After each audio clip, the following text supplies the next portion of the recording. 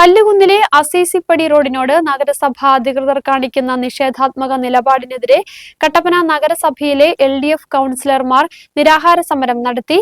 Kerala Congress steering committee അംഗം Manoj M. Thomas ഉദ്ഘാടനം ചെയ്തു.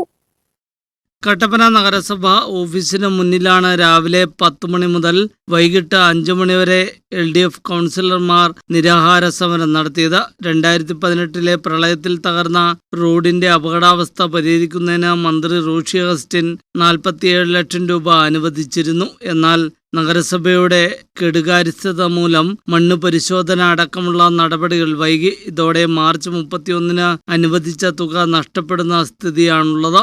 ഇതിനെതിരെയാണ് ഇടതുമുന്നണി നിരാഹാര സമരം നടത്തിയത്. കേരള കോൺഗ്രസ് സ്റ്റിയറിംഗ് കമ്മിറ്റി അംഗം മനോജ് M. തോമസ് ഉദ്ഘാടനം ചെയ്തു. 90 മുനിസിപ്പാലിറ്റികളുള്ളതിൽ 85ാം സ്ഥാനത്തായിരുന്നു കട്ടപ്പന മുനിസിപ്പാലിറ്റിയുടെ ഫണ്ട് വിനിയോഗത്തിൻ്റെ സ്ഥാനം.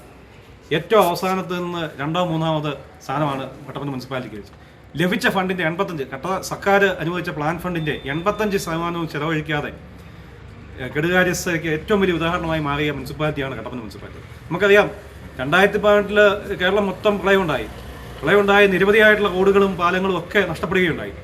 നമുക്ക് ഈ ഏറ്റവും വലിയ കട്ടപ്പന മുനിസിപ്പാലിറ്റിയുടെ ഏറ്റവും വലിയ കെടുകാര്യസ്ഥത എന്ന് പറയുന്നത് നമ്മൾ നോക്കിക്കഴിഞ്ഞാൽ നമുക്ക് കാണാൻ സാധിക്കും. മുനിസിപ്പാലിറ്റിയുടെ മുന്നിലുള്ള ഈ റോഡ് 2018 ഏതാണ്ട് 50 ലക്ഷം രൂപ അന്ന് അനുവദിച്ചതാണ് ഈ കെട്ടിന്.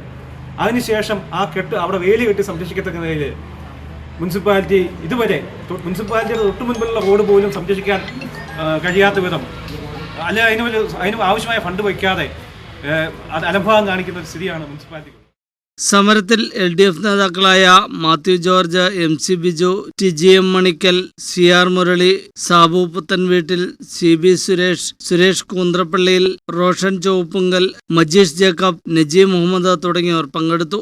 നഗരസഭാ കൗൺസിലർമാരായ ഷാജി കൂത്തോടി, ബിനു കേശവൻ, ധന്യനിൽ, ഷജി തങ്കച്ചൻ, ബിന്ദുലത രാജു, നിഷ PM എന്നിവരാണ് നിരാഹാരം അനുഷ്ഠിക്കുന്നത്. News bureau, Kattappana.